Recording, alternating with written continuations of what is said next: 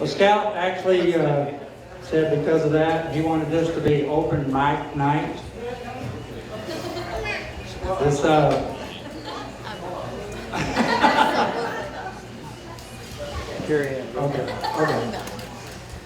Open mic night. We'll try to do it. Uh-oh. It is open mic. Uh-oh. It is open mic. Everybody can come up here, say what they want. You can probably knock me all you want, rag on me, it won't bother me. I won't take it personally. The one thing you can't rag on me though is my decision to ask this beautiful woman right here to spend the rest of her life with me. Damage control! Now, you can probably question her saying yes, but you can't knock me for that. That's it. So. Lay it up. It was perfect, Scout. Perfect. Well, anyway, we will invite whoever would like to come up here and say a few words. Of course, I know that tonight is about Scout and Katie, but being Scout's dad, I think I have a few things that maybe ought to be said. Some of you know most of it, and some of you don't know it at all. But I just got to kind of lay it out there.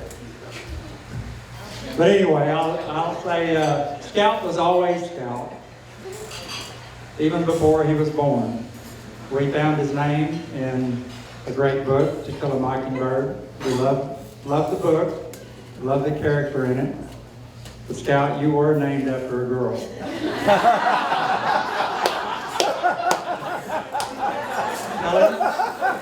Despite what you think, you were named after a guy. So I'll get that out of the way.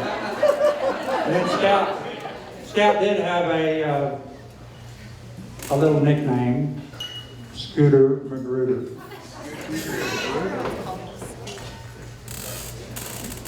We liked it. And when Scout was growing up, he was pretty good at basketball.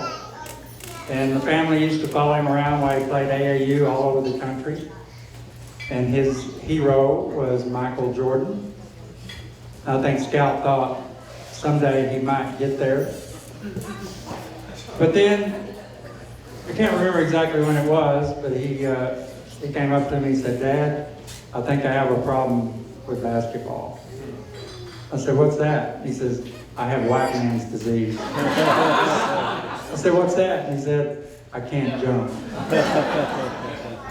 I thought that would be pretty disheartening for him, but Scout actually has another great passion.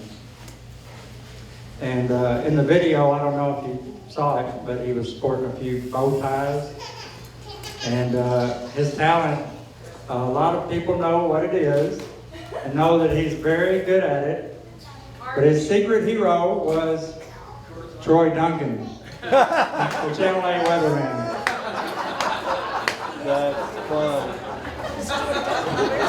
Scout has always been fascinated with the weather, and this is no joke. If you want to know if there's a storm coming, or if it's going to snow, or whatever, you can ask Scout. Am I right? Scout, we may need that Rocky Mountain cruise train roll through here tomorrow. Well, that might be probably Cedric's territory. Scout shows. Anyway, and if I sound like I'm fumbling around a little bit, I actually have a strategy. See, we're paying. Thank you. We're paying for liquor by the drink up here. So the more I fumble around, the less y'all can get to the bar. No problem, Brent. No problem. Anyway, Scout has another gift, and that's that he never meets a stranger. Scout can strike up a conversation with anyone, and before too long, they're best friends. Especially if that friend happens to be wearing burnt orange. Scout loves everything UT. And while I'm speaking of UT, I'd like to address the Delts and say, thank you guys. Where are you? Where are the Delts? There's a bunch of them back there.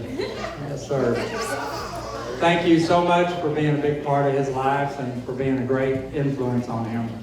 He's been really blessed to have you. And that goes for so many people in here. You know, it's taken a village. And I thank all of you as well. But Kelly also followed as a Delt. And speaking of Kelly, I would be remiss if I didn't tell you about the incident. Well, Scout was about to graduate from UT, and I thought I'd give him a little responsibility.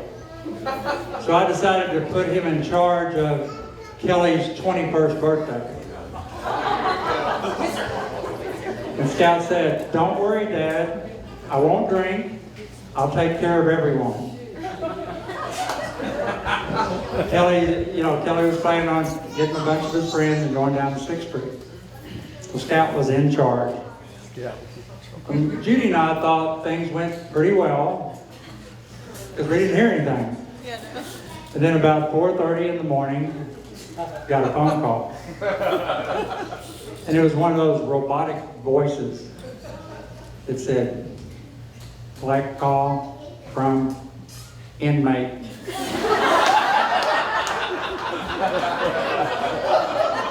So I pressed 1 and it was Scout. And he started babbling. He started saying, Dad, I got arrested, but it wasn't my fault. There was this wizard, the guy wears a pointy hat, and this girl grabbed a flower, and the wizard jumped off of the stool, and he pushed her. And it just wasn't right. I said, so, you got in a fight with a wizard?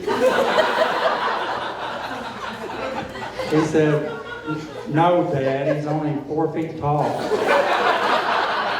So it's a dwarf wizard. Anyway.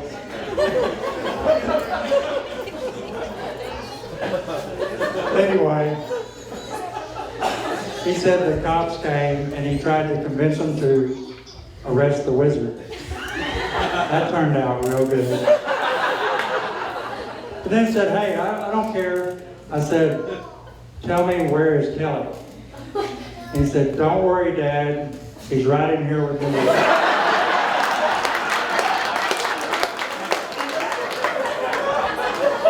Oh, good. How did he get arrested? Well, Dad, he told the cops that they could not arrest his brother.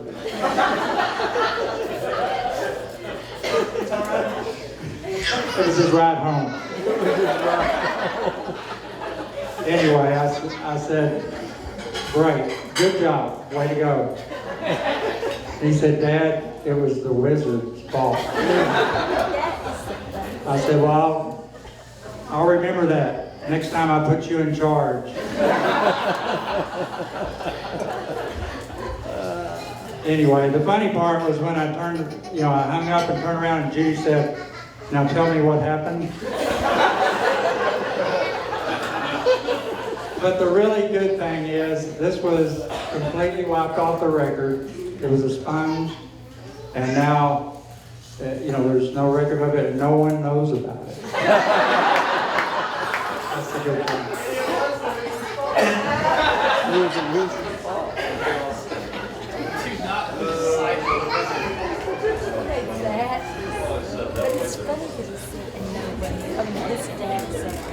Okay, I'm fumbling around here. Strategy. Anyway, Scout may not be great with dwarf wizards, Harry Potters, but I can tell you he is really great with kids. And anytime he's around them, they just light up. And the same goes for Katie. He shares that trait with her. She's wonderful with kids too. So that's not a hint. Now, but speaking of Katie, I know that you've heard me say this before, that Judy and mine's prayer has always been that our children meet a godly mate that was handpicked by God. And I think that's happened our lucky 3 times now. And Katie, I know, has been through a few storms, but with prayer and love and commitment and trust, Judy and I think she's a shining diamond now. We love Katie, and we love Mark and Betsy, and after being there, we love little Yorktown.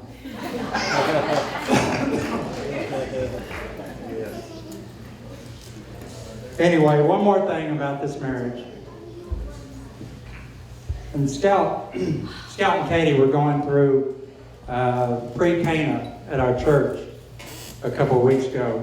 And Scout called, and he talked to Judy and I for 45 minutes, just telling us how neat it was. And he said, you know what, Mom, Dad, you know what the real purpose of marriage is? He said it's to get each other to heaven. And it was just a beautiful way that he said it. And he said, you know, you're supposed to be fruitful. And, you know, this natural family planning and no contraceptions and the rhythm method.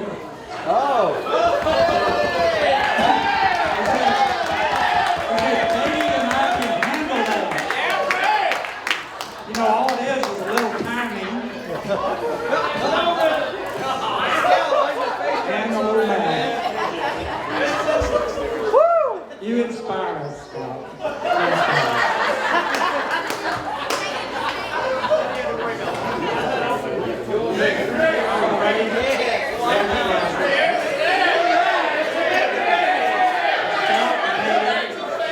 May they be fruitful.